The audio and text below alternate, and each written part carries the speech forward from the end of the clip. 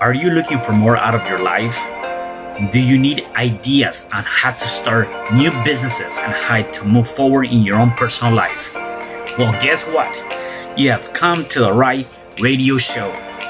At You Can Overcome Anything podcast show, you will learn and hear from many people from all walks of life who are sharing their challenges, their stories, the habits, and the mind shifts they had to overcome to become who they are today. On top, you will get a chance to connect and see how you can overcome anything by networking and learning about your next move through this radio show. I present to you our great speakers at You Can Overcome Anything podcast show with your host, Cesar Espino.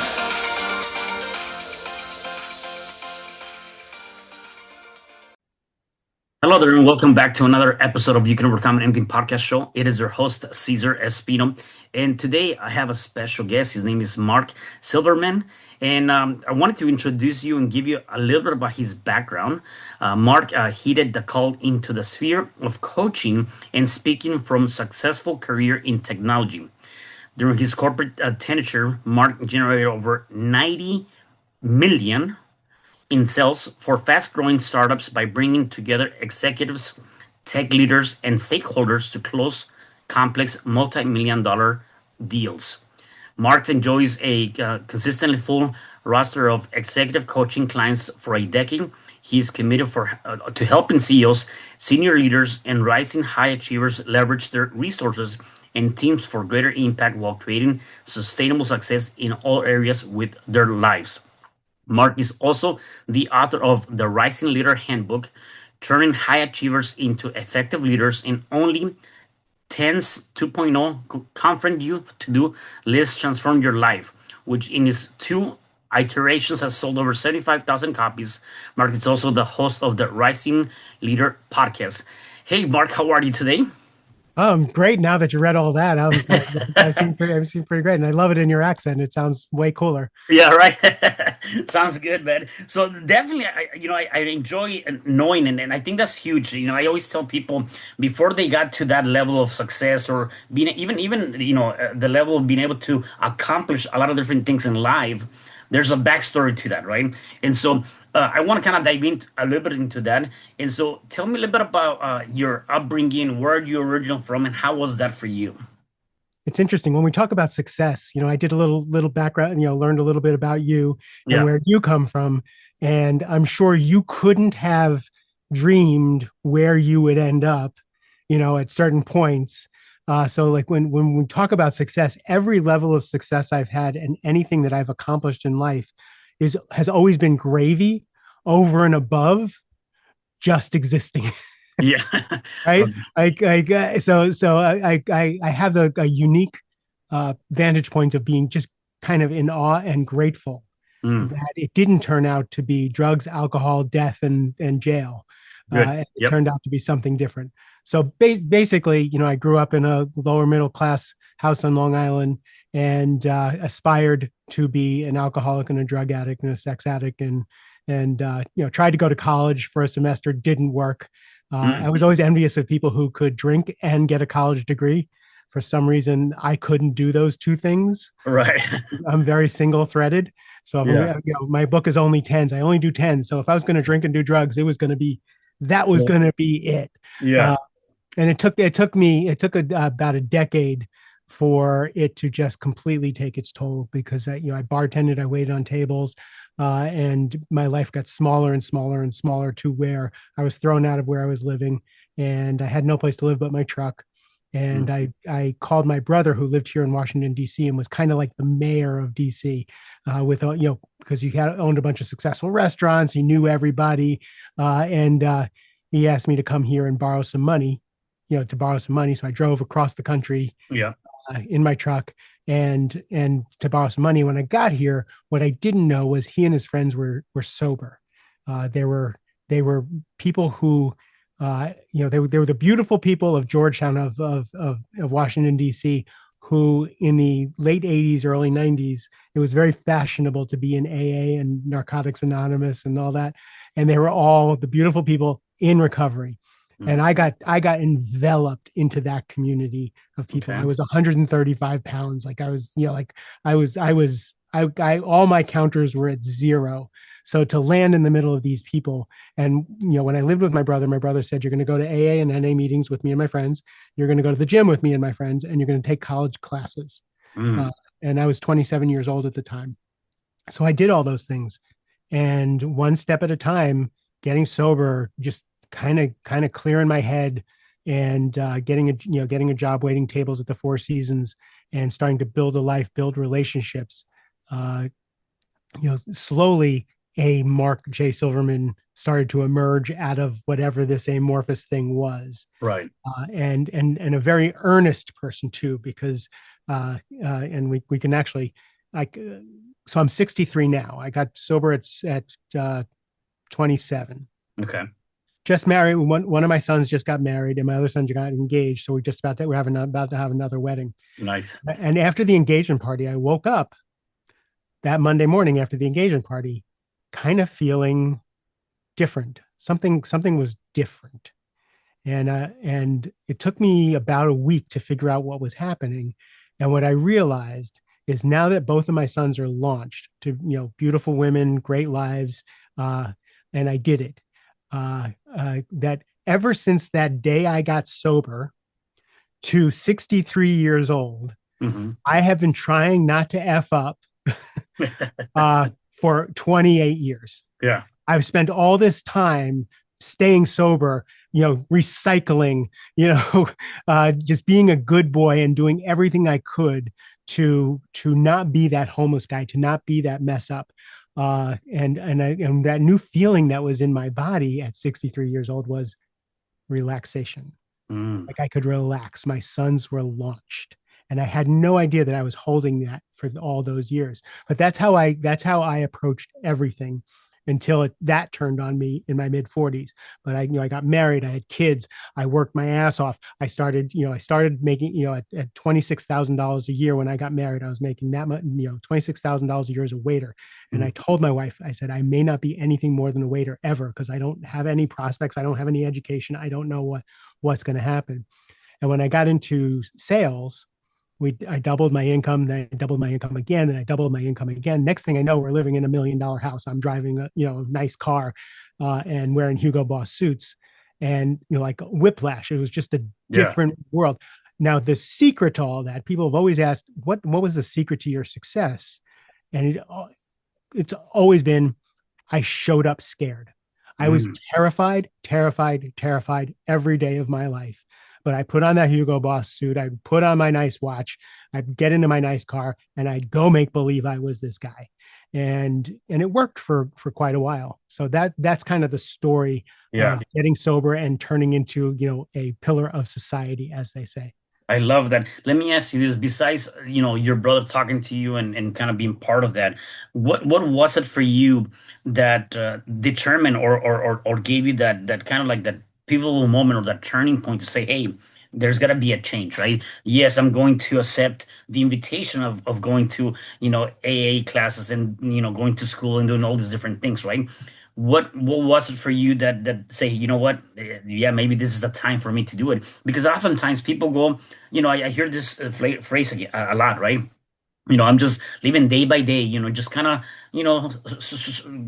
writing life out kind of thing. Whatever happens, happens, right? And before you know it, you're in your early 20s, mid 20s. Before you know, you're already 30, 40, 50. I'm like, crap, I let all this time go pass by if I would have made just that one shift. So what was it besides that for you?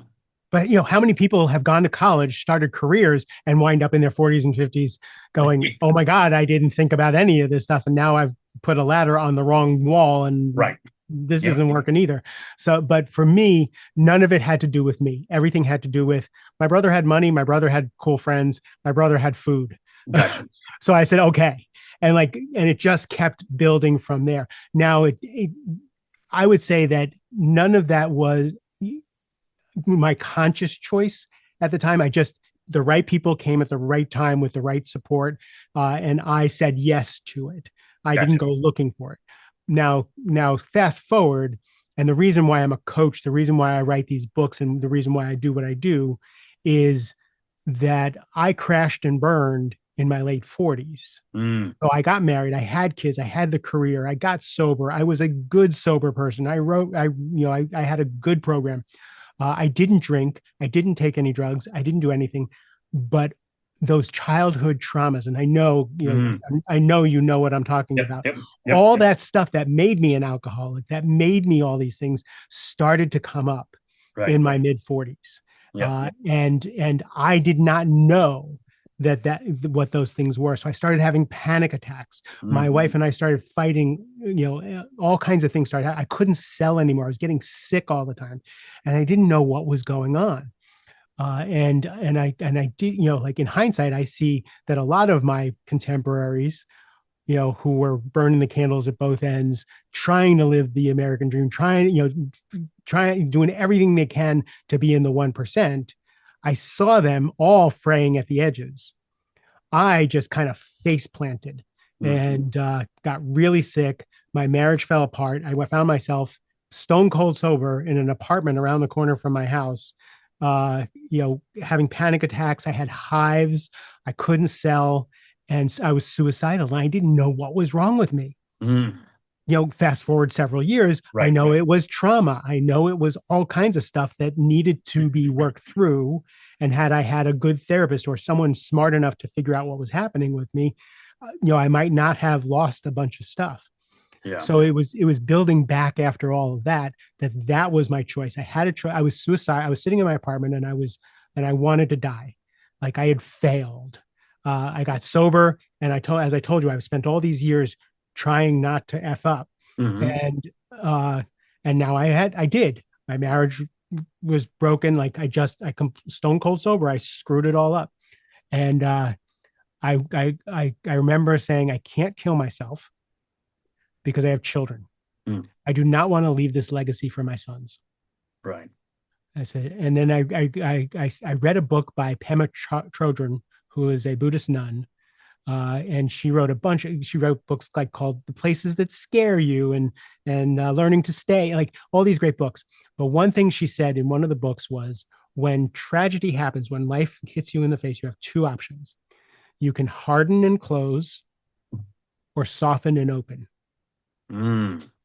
And I was my worst fears. I was at my worst. And I made the decision that I was going to soften and open, and that I was going to learn to love, and I was going to learn to be useful. And that was when I started climbing out and started journaling and meditating. And I trained for the Marine Corps Marathon, and I made a commitment to make $1 million. And that's all in my first book, that I made these decisions that I'm going to do these things to show my kids what you do when you're at your lowest. So that year that I was suicidal, I wound up running the Marine Corps Marathon, which I couldn't run a mile, Yeah. but I just had to do something to show them something. I wound up having the best year of my career as far as finance is concerned. So my career was back, and my health was back on track. And I was listening to all the best self-help books, all the spiritual books, doing the journaling, doing the meditation, and building a completely new person out of the wreckage of that trauma. I did EMDR, which is trauma therapy, all those things to kind of let that stuff come up and get out, so this new person could emerge. Yeah. There's something important to speak about the decision and the power of of deciding, right? And it sounds to me that, it came down to you for you to say, hey, the decision is I'm going to do this. I cannot take my life. I need to leave a legacy. And so it was that decision. The challenge that you probably, can agree with me is that a lot of people, and I can speak for myself too, is that, you know, we're just so afraid of not so much the decision, that's the easy part, but we're afraid of making the decision because of the aftermath, what's going to happen, and the consequences, and because of that, we fail to decide, right? And we fail to move forward. And I tell people that a lot of times it's as easy as make the decision, stay committed, and if it's not going the way you wanted it to go, or for whatever reason is shifting you in a different direction, then you have the choice to make a new decision and pivot immediately, Mm-hmm. rather than just staying stagnant and not doing anything about it. Except again, it goes back to that idea that we're just so afraid of making the decision. Why do you think, obviously in coaching, people, whether they're leaders in all levels, Why do you think that sometimes people are so afraid of making just that one simple decision to better themselves or the companies? Failure. Just I made the decision to move forward instead of kill myself, knowing I was going to fail, knowing Mm, I was just sure I wasn't going to be able to make it this time. hmm. I did, but I made the decision anyway, accepting that failure was going to be part of it. And I failed quite a few times, but each one put another brick in the wall. I think that people are just terrified. Yeah, like I do personality testing in my coaching, Okay. and I don't like to put people in a box and say you're this personality type. But each, we tend towards certain uh, ways of being, and where they're, people who are achievers, they tend to value achieving. They get their worth from achievements. uh, their worst fear is failure or looking bad, Mm, right? So another person like me, I'm considered a helper. Like that's my personality type, is the helper. My worst fear is not being valuable to people. I get my worth out of being valued to people. So, but the flip side is, if I'm not valuable to people, that I'm scared of that. So I won't do something if people are going to not find it valuable. And each personality type has a core fear that's worse than death, right? mm, Again, for the achiever, it's failure. For the controller, it's having things out of control. For the peacemaker, it's having strife in their primary relationships, right? I have a client who he can fly all around the world. He can take all the meetings in the world. He can take all the pressure in the world. He can spin all the plates in the world. But if he is disconnected from his wife or disconnected from his CEO, he loses it. Those are the only two things that throw him off his game, because he's a peacemaker. He yeah, values that connection. That's so each one of us, I think, has a different fear of what failure looks like, got it. and it's core to who we are. So it stops us from moving. Yeah. And then once you understand that and you come to terms with that, then the second thing is the commitment, right? Or building the discipline or creating the actions, right, to be able to follow through. And so very similar to you, you were committed, you created, like I said, you were journaling, you were doing all these different things. Let's talk a little bit about how does that look like for maybe some of your clients when you're making because there's that you're creating that different things for them to follow through to make sure that they stay in course, right? Sure. When I was a baby coach, I was very big on commitment. I did those things because I was committed. And when I wrote only tens, you do tens because you're committed to them. And what I've learned since then, a little more useful way of looking at it, because I break my commitments all the time. I Hmm. hate that I break my commitments all the time. What I think Steve Chandler and a friend of mine, Trevor Tinbeck, wrote a book called The Power of Systems. Okay. What they say is, why should you count on your willpower when you're trying to get things done? Set up a system that Mm, you can fall into, yeah. and have that commitment. So when I ran the Marine Corps Marathon, I wasn't committed to running the marathon. I announced on social media, and I announced to everybody that I knew that I was running the marathon, and I collected thousands of dollars in charity donations, that so that I would be embarrassed if I didn't run the uh, marathon. So yeah, I yeah, threw my backpack over the fence, so I had to go.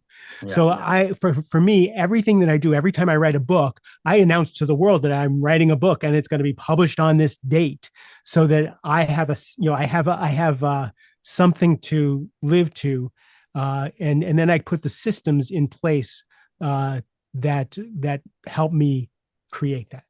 yeah. I love that. That makes a lot of sense. So let's talk a little bit about your coaching and you're helping CEOs and a lot of C-level management and people really, take their business to the next level. How does that look like? Are you specifically on the tech industry or really anywhere? Tell me more about that. It runs the gamut. I think about a third of my clients are in tech. About almost two-thirds of them are in finance and private equity. Somehow I got I got a few recommended into some private equity firms, and then word spread, so I seem to get clients there. But it's all the same thing. It's all people showing up, thinking they're not up to the task, Mm. and dealing with their own inner demons. Most of them are technically astute, right? Like I can't bring any technical expertise to any of my clients. They know their jobs and they know their businesses 10 times better than I do. What they don't know is how they get in their own way. What they Mm. don't know is the clouds that their mind puts in front of them. The other thing that they don't know, which I am really good at, but is once they climb the ladder to a certain level, almost their entire job is people. You're right. Less and less has to do with anything technical. Everything has to do with people, and leading people means being engaged and in relationship with all kinds of people. So, like my book is separated into four different parts. Okay. We focus on leading up. How do you become a trusted advisor to the CEO or to your boss? Because that's your primary relationship, right? And that's when I get hired, is when there's friction Yeah. between the CEO and their second in command. They're like, call Mark, he can fix this, right? Yeah. Right. So how do you become a trusted advisor to someone who is actually shouldering all the weight of the company? The second piece is, how do you lead on a team of other leaders, right? That's the hardest thing for me. I know how to lead, I know how to follow. Leading when other people have their own agendas, when other people need their own resources, when other people want to shine, leading on a team of other leaders and being part of that pack, the co-opetition of wanting to be seen, of wanting to move ahead, but also wanting to help everybody on the team succeed and move ahead. That's an art, and that's really tough for people. And there's a lot of challenge to keep everybody on the leadership team rowing in the same direction. Then there's leading your team. How do you just show up for your people the way you need to show up for them?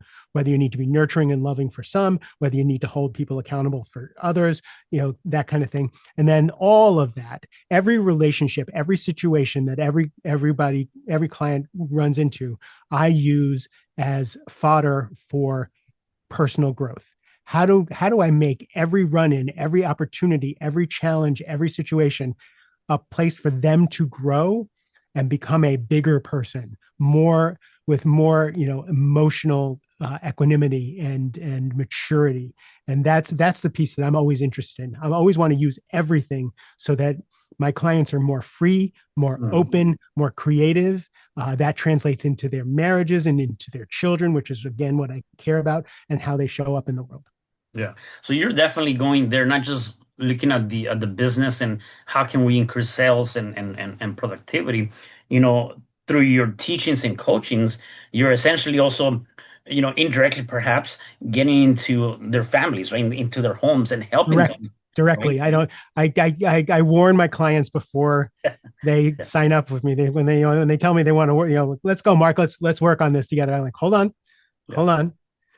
Please don't sign up with me if we're not going to be addressing how you show up in all areas of your life. Right. Because for me, again, I just don't care how rich people are. I know too many miserable rich people. I know Right. too many rich people who are alone, who have divorced the love of their lives because they didn't tend to those relationships. Yeah. So for me, I make sure that my clients know that this is going to be a holistic thing. Yes, we're going to make you successful. Yes, we're going to get you promoted, but we're also going to make you a happier, freer, better person. Yeah, no, 100%. What do you foresee being your biggest challenge so far, dealing with your clients and kind of getting them into leveling up to the next level in their life or in their business? Uh, the biggest challenge I run into is mental illness. Like Okay, I'm not a therapist, I'm not a psychologist, gotcha. and if I run into pathologies that are definitely mental illness, there's just nothing I can do Hmm. with that, and I'll call that out immediately. I look for it. I sift for it when I have my initial conversations. So that's the hardest thing, because again, I want people to feel loved. I want them to feel cared for. Hmm. So when I have people and also dishonest, if there's someone's dishonest, I can't get a shared reality with someone. It's very hard to coach them someplace. So if they're telling me one thing, but the other people I'm interviewing in the organization are telling me something else, and I can't get that gap to close, then the coaching isn't going to work. Otherwise, That's everything else is fun. When they Yeah. when they get mad, when clients get mad at me because we touched on something that's kind of tough, that's fun because I know we're setting them free, right? The madder they get, the more free they're going to be. And when people send me pictures of their new kids and they're like, I just love that. So Yeah, no, I love that. I like what you said here, and you said you can find good in, you can find gold in worse things, that every moment that happens to you, right? And so, um, how do how do you get somebody to believe that, right? I mean, because a lot of times, again, we might be going through many different things, whether it's on a personal side or on a business side, right? Maybe, hey, my numbers are way below projections from last year, or I lost my major client, or at my house, I'm losing it all. And sometimes people's like, how can I find gold in a worse thing that is happening to me. And I know you can speak to that because obviously you've gone through it. But again, getting somebody to believe that and know that yes, there's light at the end of the tunnel. How do we get people to believe and act on that?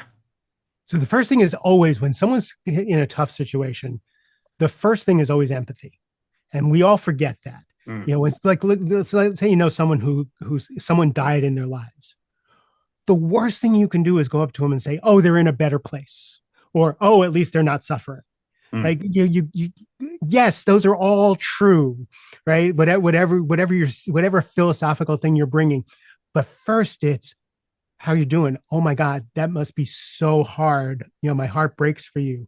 Be there for them, right? Come around the table and be there with them. So I'm always when one of my clients comes up with a challenge or something, because things happen all the time in business that are just not fair, yeah. right? It's just not fair. That's the thing I hear all the time. Uh, so empathy first. Yeah. Then I can't get them to believe. I can get them to believe that there's possibly something. Like what could we if what could we learn from this? Or another question is, what was your part in this? Let's just say you weren't a complete victim of this. What could you have done to contribute to this situation?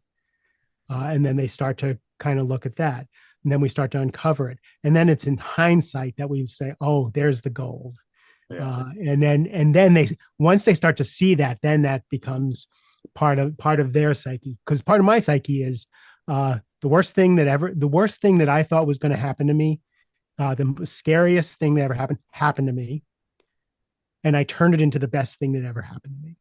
Mm, So that's my mindset. When something yeah. happens, I immediately go, how do I turn this into the best thing that ever happened to me? But I'm practiced.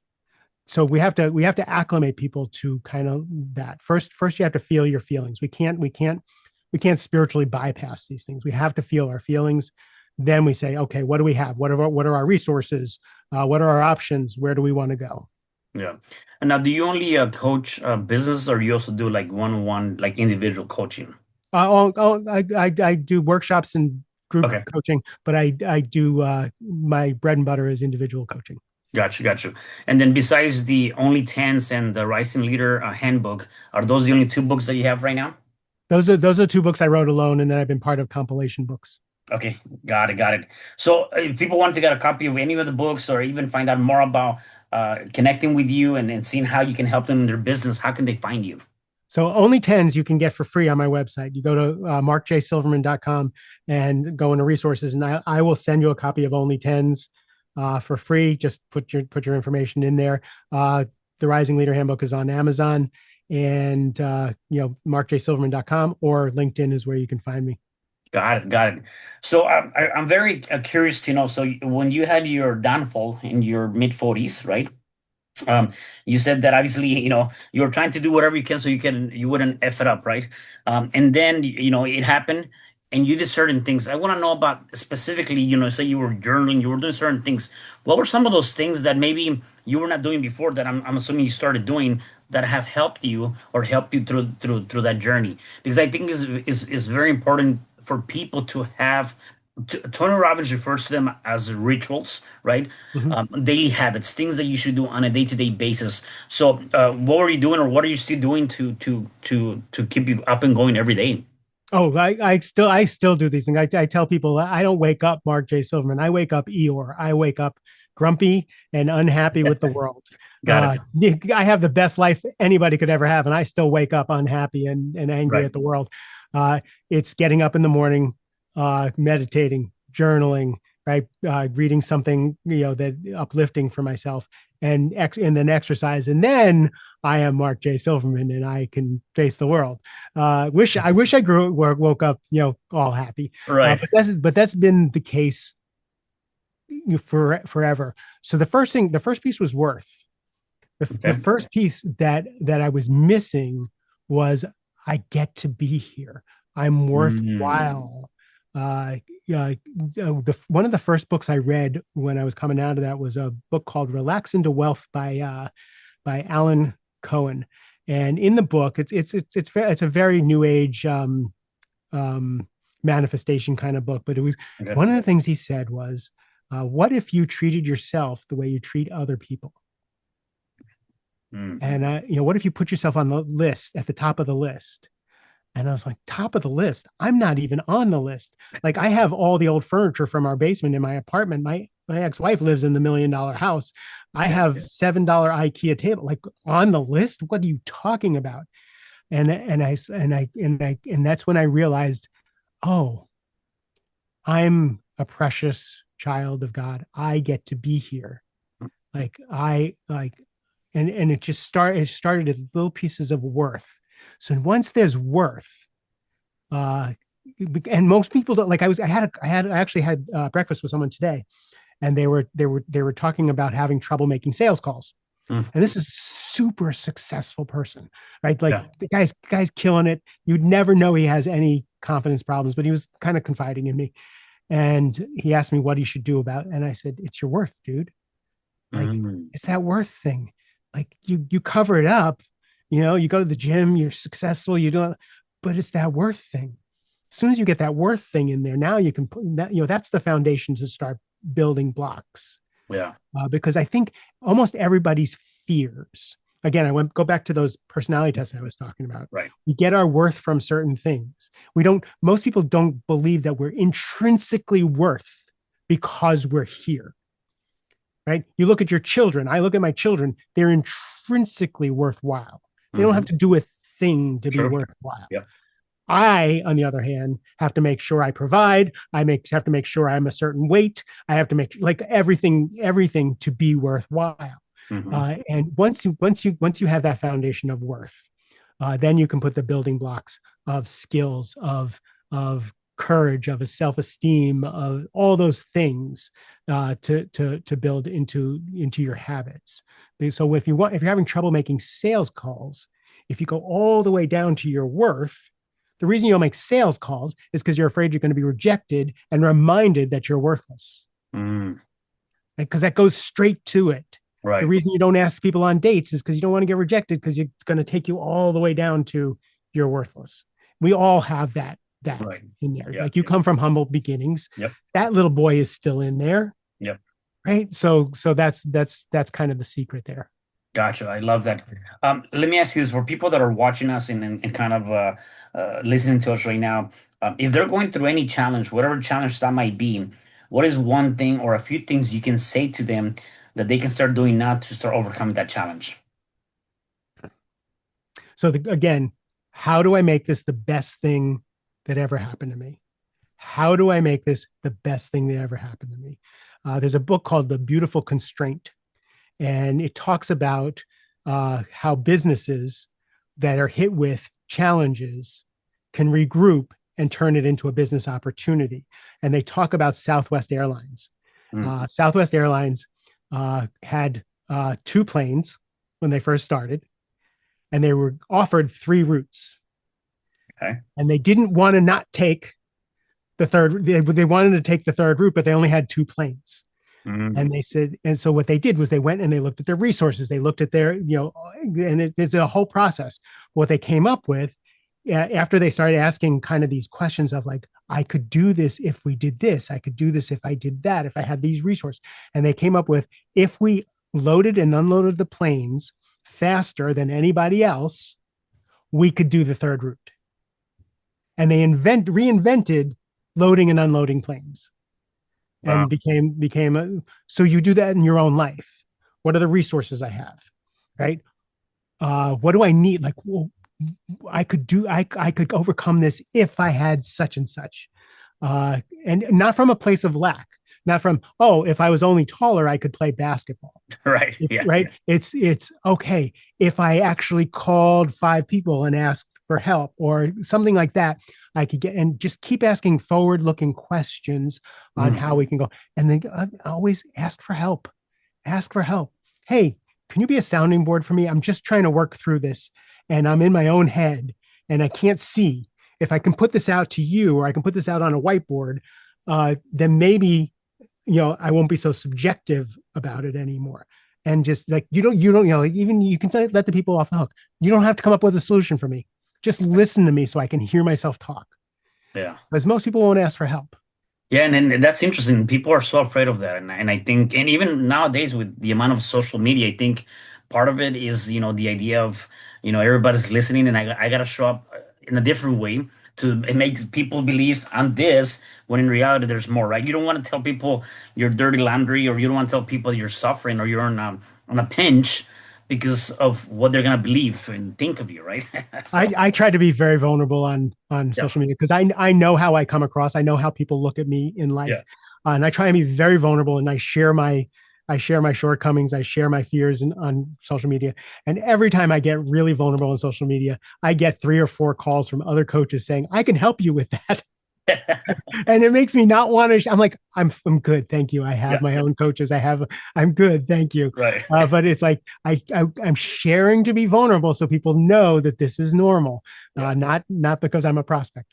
Yeah, exactly, exactly. No, I love that. I love that. Well, Mark, I gotta tell you, I mean, this was such a great conversation, and thank you for giving us a lot of great golden nuggets, a lot of great information. Anything else that you want to share before I let you go? Yeah, back at the beginning of the conversation, you asked me a question, and the answer, I don't remember what the question was. The answer was that I didn't know I was free.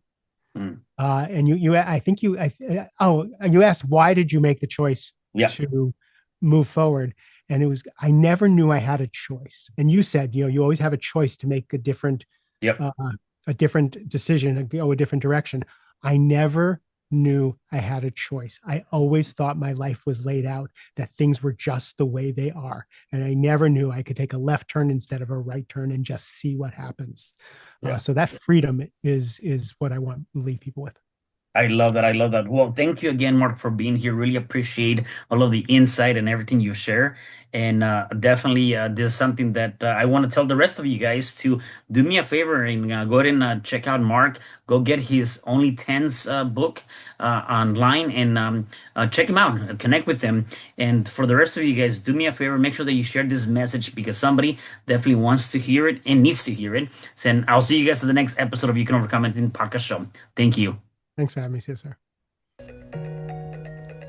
Do you feel stuck? Do you feel like life is against you? Do you feel like you can't get ahead? Well, we have a podcast for you. You can overcome anything with Cesar Espino, real estate investor and real estate coach, NLP practitioner, and author of the book of the same name. Cesar will show you a way to overcome anything in your life through talking with people from all walks of life that have done just that. You Can Overcome Anything podcast available on Spreaker.com.